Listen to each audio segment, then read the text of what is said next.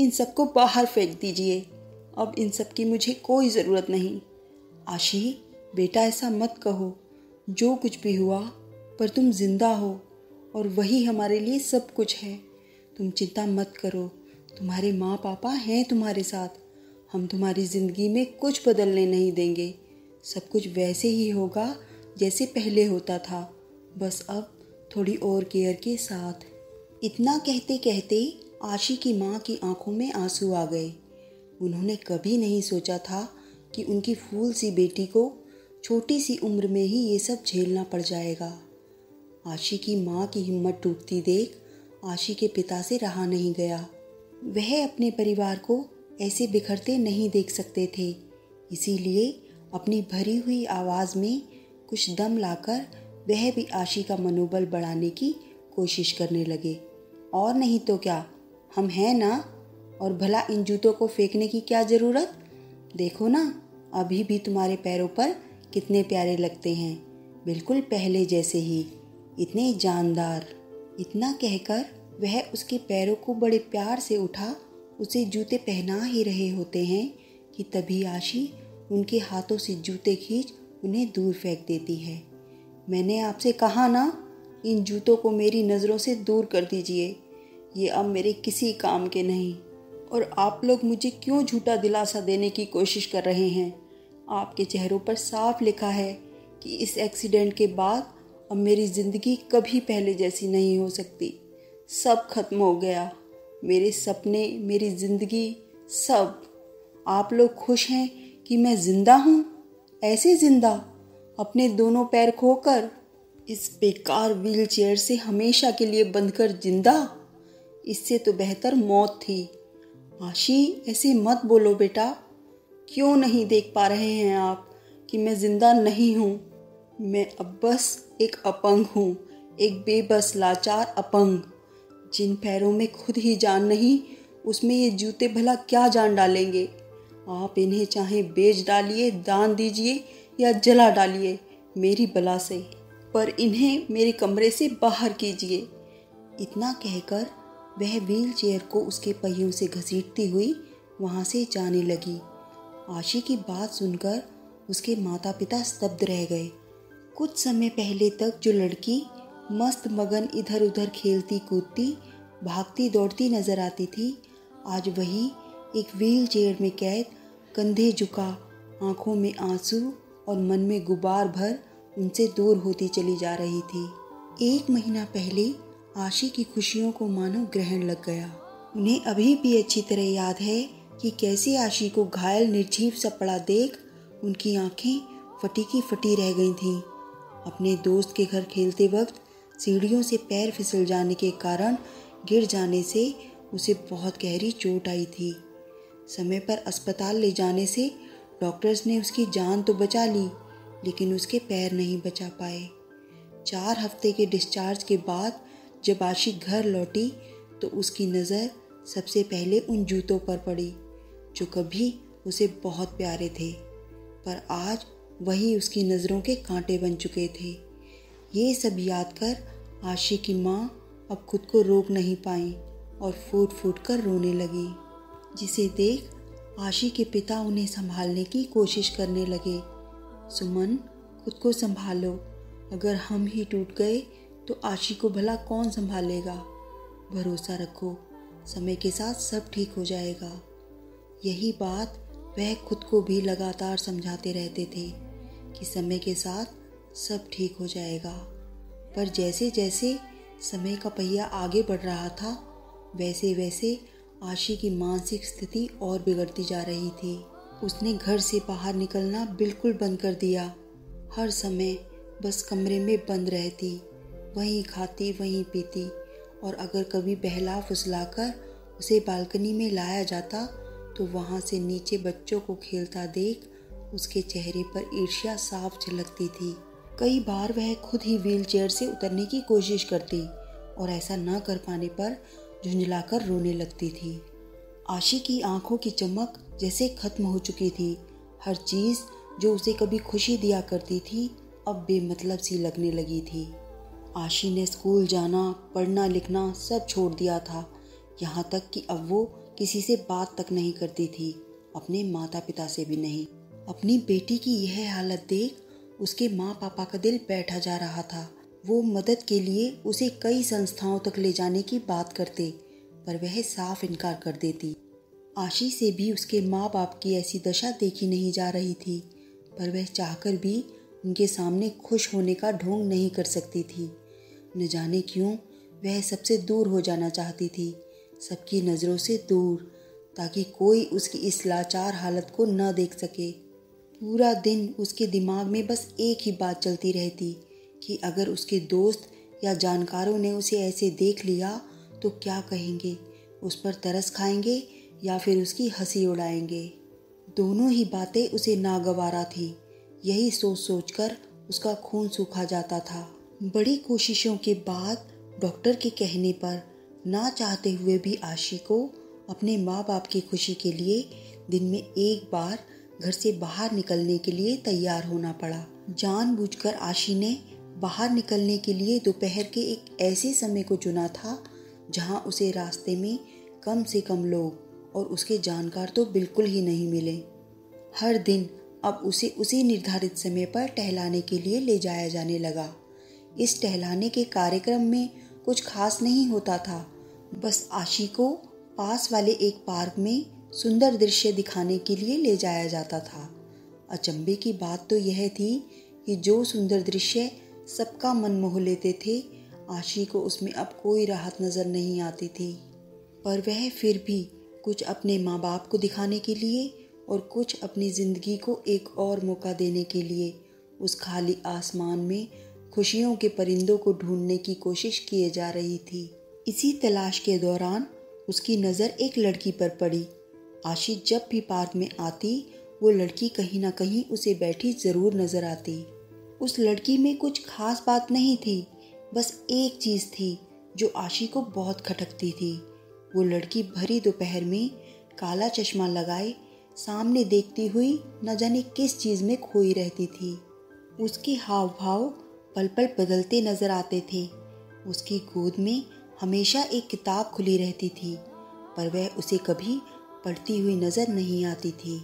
इस तरह से तो वो किताब कभी पूरी नहीं होगी, आशी ने एक दिन बुदबुदाते हुए अपने आप से कहा।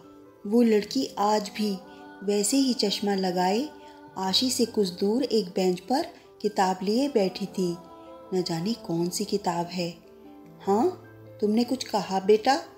अपनी माँ की आवाज़ आशी को उसके ख्यालों से बाहर निकाल लाई। ओ कुछ नहीं माँ, चलो बेटा अब घर चलें। माँ, मेरा अभी थोड़ा और यहाँ रुकने का मन है, लेकिन आपको काम है ना, आप घर जाइए। अरे लेकिन, अरे माँ आप चिंता न करें, यहीं पास ही तो घर है, और अब इस व्हील चेयर की आदत भी पड़ ही गई है, मैं आ जाऊंगी। आशी अभी तक अकेले बाहर निकलने से बहुत घबराती थी, तो उसकी ये बात सुन माँ कुछ देर के लिए तो चकित रह गई, पर फिर एक हल्की सी मुस्कान के साथ बोली, ठीक है बेटा, अपना ध्यान रखना, मैं अभी कुछ देर में आ जाऊंगी। और प्यार से उसका सिर सहला वहाँ से चली गई। आशी खुद नहीं जानती थी कि भला वो वहाँ उस सुनसान से पार्क में अकेले क्यों रहना चाहती थी, पर ये बात तय थी कि वह ये जरूर जानना चाहती थी कि आखिर लड़की की वो किताब है कौन सी। उसे बचपन से ही खेलकूद और किताबों का बड़ा शौक था, पर एक्सीडेंट के बाद खेलकूद तो छूटा ही छूटा, साथ ही उसके दिल और दिमाग ने मानो किताबों से भी मुंह मोड़ लिया। उसे लगने लगा था कि उसकी खुद की जिंदगी तो ट्रेजेडी बनकर रह ही गई है, भला अब वह किसी और की हैप्पी एंडिंग पर क्या ही खुशी पालेगी। पर इस बार न जाने क्यों वो जानना चाहती थी कि आखिर वो किताब है कौन सी, जो इतनी बोरिंग है कि पढ़ने में उस लड़की को दिलचस्पी ही ना आए। यही सोचते सोचते कब वो अपनी व्हीलचेयर को उस लड़की के पास ले आई उसे पता ही नहीं चला, पर लड़की अभी भी अपने सोचों में गुम नजर आ रही थी। मौका पाकर आशी ने जैसे ही उसकी गोद में रखी बुक पर हल्की सी नज़र मारी तो उसके होश उड़ गए। ये तो कौन है? आपको कुछ चाहिए?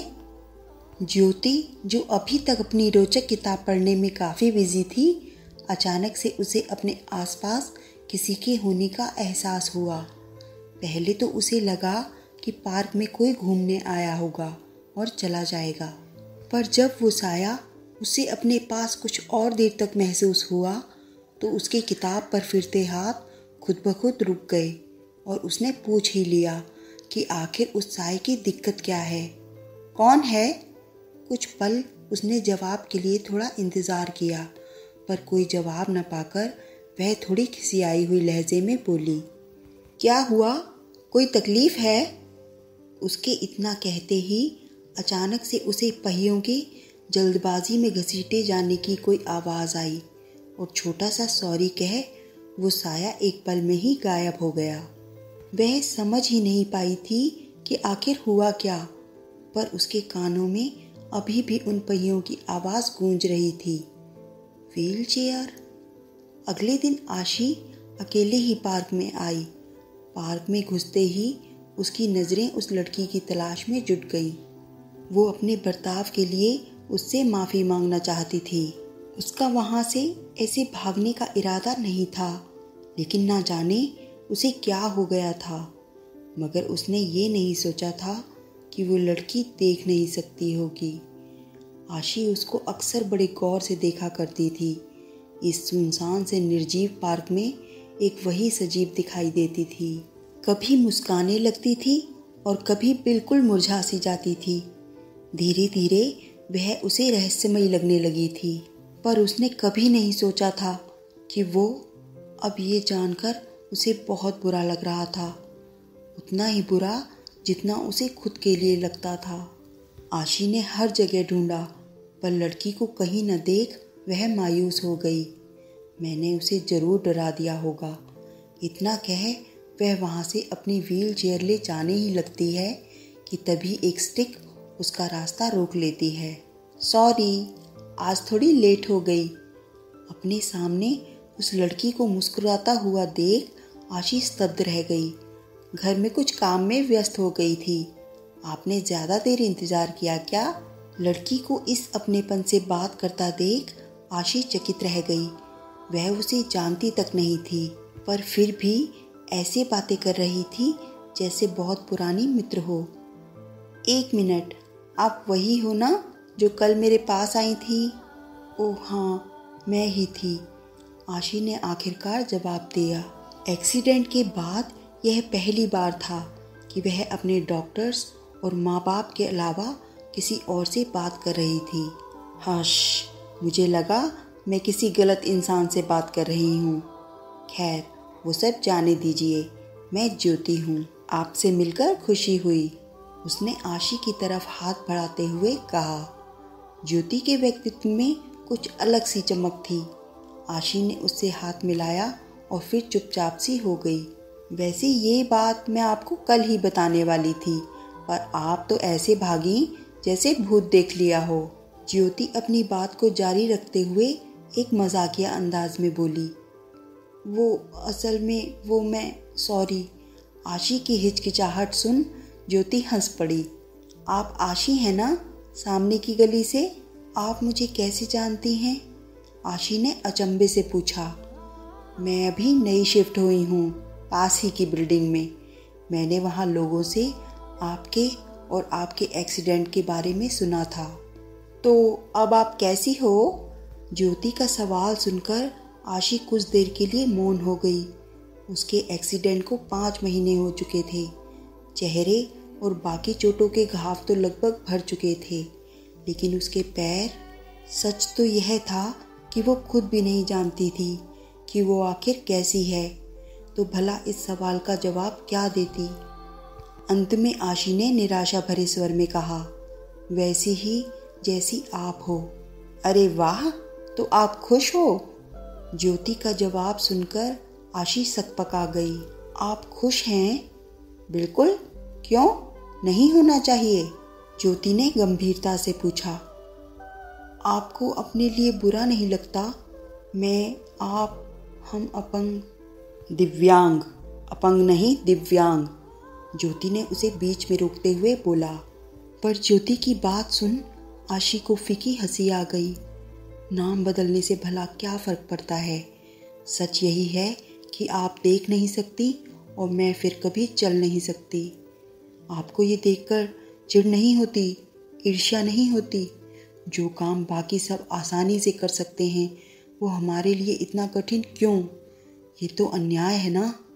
ऐसा कहते कहते आशी की आंखें भर आईं, पर इस बार उसने अपने आप को रोका नहीं और अपने आंसुओं को बह जाने दिया।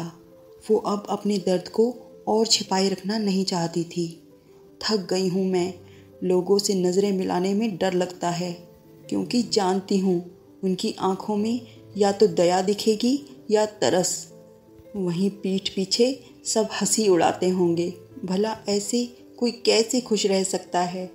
इतना कहते कहते आशी चुप हो गई। वो खुद समझ नहीं पा रही थी कि आखिर क्यों वो अपने दिल में दफन इस पीड़ा को किसी ऐसे को बता रही थी जिसे वह जानती तक नहीं। पर आशी को ये मालूम था ज्योति भी उसके इस दर्द को समझ सकती होगी। कुछ देर के लिए बिल्कुल सन्नाटा छा गया। पंछियों की चहचहाहट और हवाओं की सरसराहट के अलावा और कुछ सुनाई नहीं देता था। आखिरकार ज्योति ने अपना मौन तोड़ा। जन्म से ही मैंने सिर्फ अंधकार को जिया है। रंग, रूप या जिसे तुम सौंदर्य कहते हो मैंने देखा ही नहीं। तो हाँ, तुम बिल्कुल सही कह रही हो। दुख होता है, बहुत दुख होता है, और कभी कभी ईर्ष्या भी होती है उनसे जिनके पास ये सब कुछ है, पर फिर भी वे उसकी कद्र नहीं करते। पर जानती हो, ये कहना भी बिल्कुल गलत होगा कि इस लंबे समय के अंधकार में मैंने खुशियाँ महसूस नहीं की। मैं देख चाहे ना सकूं, पर महसूस सब कुछ करती हूँ। तुम्हारे अंदर के डर से लेकर इन पक्षियों के आज़ाद स्वर तक, इस धूप के जलते ताप से लेकर शीतल हवा और फूलों की महकती सुगंध तक। और यही सब एहसास हमें असल में जीवंत बनाते हैं, हमारा शरीर नहीं। जानती हो, असल में इंसान का अपने शरीर पर कोई अधिकार नहीं। उनका अधिकार तो उसके मन में जन्मी भावनाओं पर है, जो उसने खुद ही अपने जीवन को जीते हुए निर्मित की हैं, और ये मरते दम तक भी हमसे छीनी नहीं जा सकती। तो भला उस चीज़ के खोने पर कब तक रोना जिस पर हमारा अधिकार ही नहीं। जो हमारे साथ हुआ हम बदल नहीं सकते, पर जो हमारे पास है उसके साथ तो भरपूर जी सकते हैं ना। और क्या फ़र्क पड़ता है कि कोई हमारे बारे में क्या सोचे। अगर कोई एक भी हमारे साथ अंत तक खड़ा है तो हमें भी उसके साथ डटकर खड़े रहना चाहिए, और अपने साथ साथ उनके लिए भी खुश रहना चाहिए, क्योंकि हमारा दुख सिर्फ हमारा नहीं, उन सब का भी है जो हमारी परवाह करते हैं। ज्योति की ये सारी बातें आशी चुपचाप सुन रही थी। उसके आंसू थम नहीं रहे थे और उसकी आंखों में बस उसके माँ पापा की तस्वीर घूम रही थी। उस दोपहर जब आशी पार्क से घर लौटकर आई तो उसका लहजा कुछ बदला हुआ था। आशी की सूजी हुई आंखें देख जब उसके माता पिता घबरा कर उसकी तरफ आए तो उसने उन्हें गले से लगा लिया और रोते हुए कहने लगी, सॉरी मम्मी पापा, पर अब मैं हार नहीं मानूंगी। मुझे जीने का एक और मौका मिला है और मैं उसे भरपूर जीऊंगी। आखिरकार मैं ईश्वर का अंग हूँ, दिव्यांग हूँ। इतनी आसानी से हिम्मत नहीं हारूंगी। ये सुनते ही आशी के माता पिता की आंखों में भी आंसू आ गए और उन्होंने उसे बाहों में भर लिया। बेटा, हम तुम्हारे साथ हैं।